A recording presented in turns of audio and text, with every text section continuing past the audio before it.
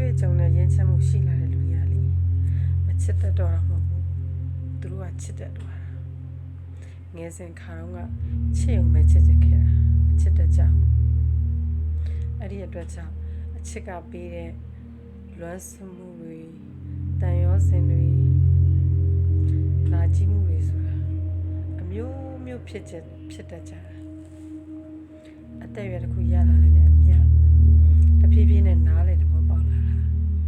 ကိုပဲအရင်ချစ်ရမယ်ကိုအရင်ချစ်တတ်မှာသူတစ်ပါးကိုချစ်တတ်မယ်ဆိုတော့နားလေလာတာရရကိုကပဲစားတာကိုကနံပါတ်1တခြားလူတွေကိုမချစ်တတ်တာမဟုတ်ဘူးကိုချစ်တတ်မှာတခြားလူတွေပိုပြီးချစ်တတ်တာကိုတန်ဖိုးထားတယ်မှာတခြားလူကိုတန်ဖိုးထားတယ်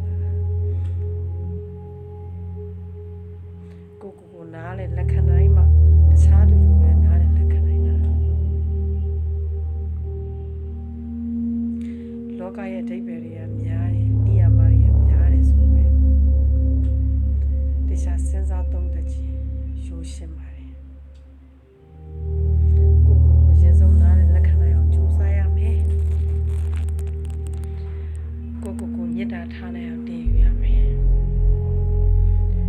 ကိုနားလေတဘောပေါက်လက်ခံလာပြီဆိုရင်တခြားလူတွေကိုလည်းနားလေပေးဖို့ဝင်မလီတော့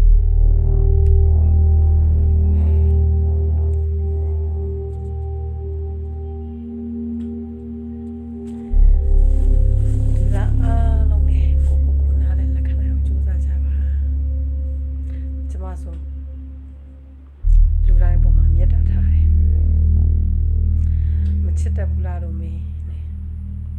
ချစ်တတ်တယ်ကျမအခုမှချစ်တတ်တာအရင်တော့မှဆိုရင်မချစ်တတ်ဘူးချစ်ပြီးလို့ရှင်လေတန်ရောစင်တွေဖြစ်လွမ်းရတာနဲ့ငိုရတာနဲ့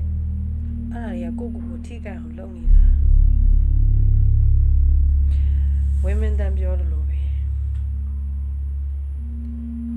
ချစ်ဆိုတာပျော်ရွှင်ဖို့အတွက်ချစ်တဲ့ရင်ပျော်ရတယ်ကိုချစ်တယ်ဆိုရင်ကိုတယောက်တည်းလည်းပျော်အောင်နေတယ်တခြားလူတွေလည်းချစ်တယ်ဆိုရင်တခြားလူတွေနေတဲ့အခါမှာလည်းပျော်ရွှင်မှုကိုဖန်တီးနိုင်တယ်အချစ်ဆိုတာနားလေတဘောပေါက်မှုပဲကိုအတွက်ထိခိုက်ခံစားရတယ်လို့ထင်ဥပိ္ပခာတရားကိုလည်းသုံးရမယ်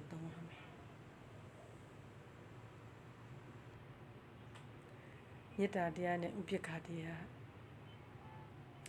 လိုအပ်တယ်လို့အသုံးချတိုင်းအရာအတွက်အေးချမ်းပါတယ်